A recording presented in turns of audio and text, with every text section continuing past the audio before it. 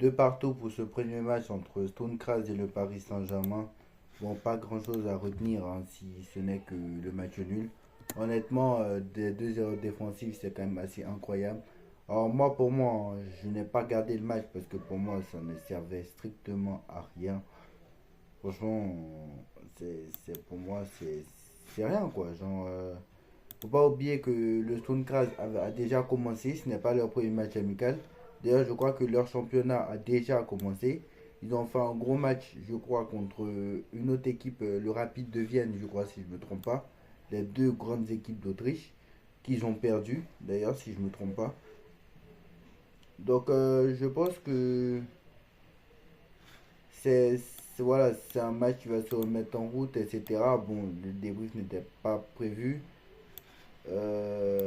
J'avoue que le débrief n'était pas prévu, mais bon, c'est un débrief voilà, en mode actu foot parce que je vais pas débriefer ce match, bien évidemment, en entier comme je le fais d'habitude.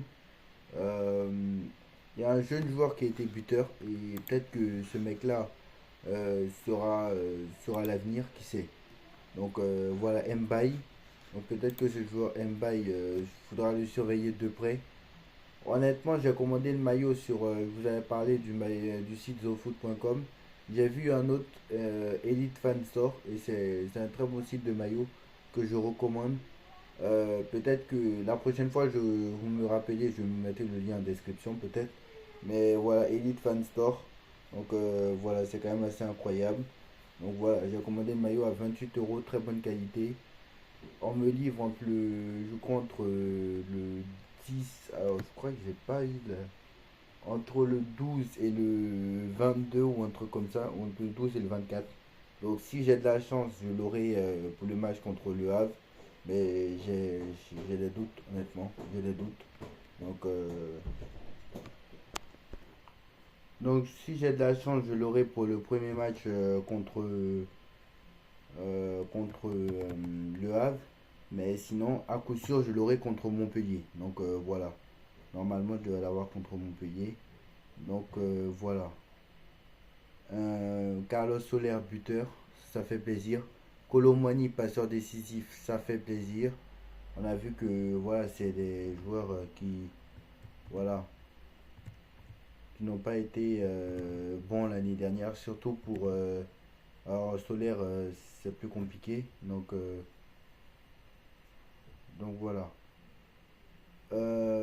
Bon, honnêtement, cette erreur défensive là, j'ai eu mal hein, parce que je vous avoue que j'ai pas regardé le match. Hein, j'ai pas du tout regardé le match parce que je trouvais pas intéressant à regarder. Bon, en vrai, j'arrivais pas de trouver du. Mais pour le match de samedi, je vais plus regarder ce match parce que c'est un match contre le Red Bull Leipzig. Quand même une équipe qui fait partie tout le temps du top 4 allemand qui joue la Ligue des Champions. Donc c'est quand même mieux que ce match-là, qui a fini cinquième ou quatrième de Bundesliga, je ne sais plus. Donc voilà, je vais regarder ce match attentivement. Moi, Skriniar, encore, le niveau, je suis désolé. Alors certes, c'est l'autre défenseur qui fait la faute, qui perd le ballon.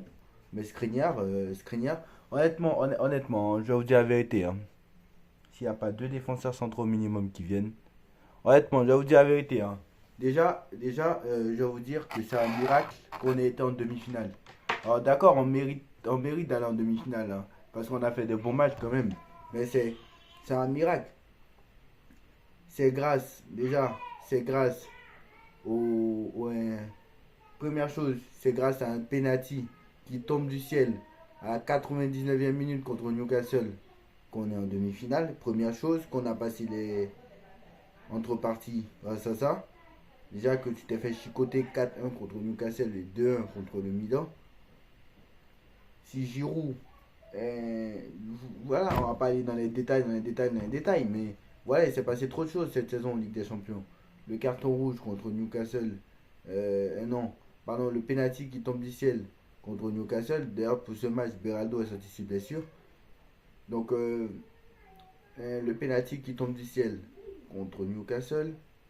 T'as le, t'as Dortmund, le match de Dortmund. Tu as fait match nul. Mais si Newcastle avait battu Milan, tu étais en Europa League. Ça, faut pas l'oublier non plus.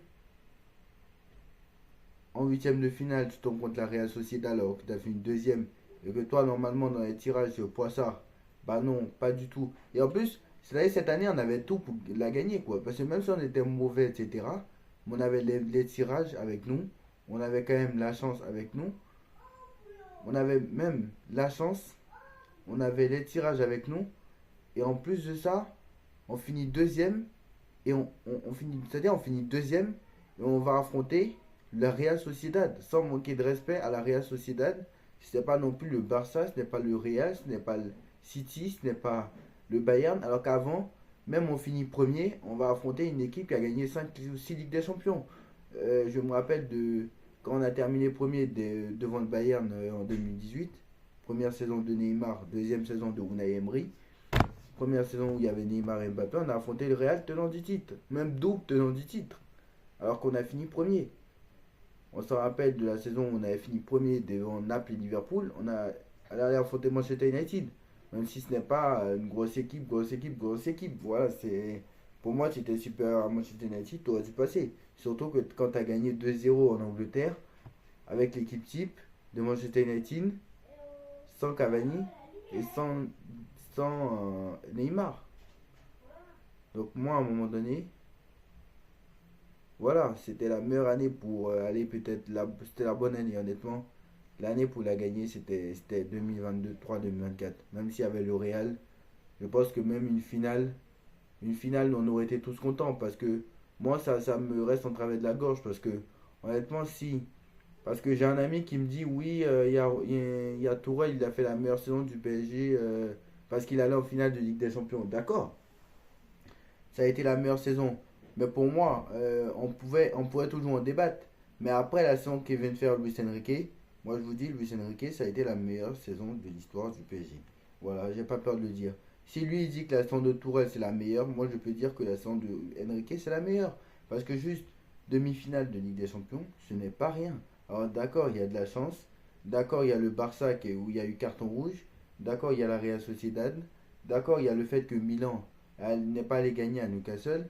Il y a le fait que. Voilà, il y a tout ça. Mais bon, est-ce que. Est-ce qu'il va pas falloir de la chance à un moment donné? La chance, elle doit être du côté du PSG à un moment aussi. Si elle n'est pas. Si elle est d'un seul côté, ça ne va pas. D'ailleurs, contre Dortmund, si tu avais eu ta chance, tu aurais pu passer. Voilà, contre Dortmund, voilà, c'est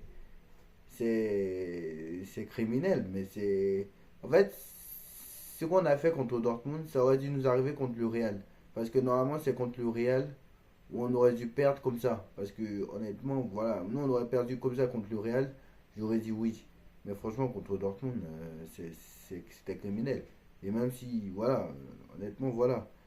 Dortmund qui a fait une finale de Ligue des Champions et Dortmund qui, je doute, qu'il refasse une finale de LDC, hein, je doute. Hein. En tout cas, cette année, non. Mais voilà. Bref, c'est la petite vidéo du jour.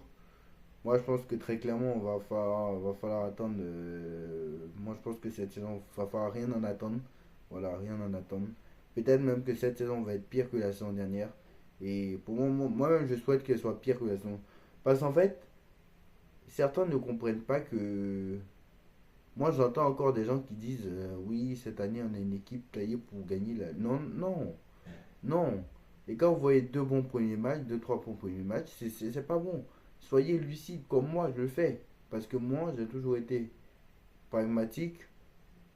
Je reste mesuré parce que je les connais. Parce qu'on va avoir deux bons premiers mois. Dès qu'on va arriver en octobre-novembre, ça va commencer à baisser le niveau. On va arriver en janvier-février, ça va être nul. Donc à un moment donné, alors certes, c'était pas le cas l'année dernière. On était même plus fort en deuxième partie de saison qu'en première.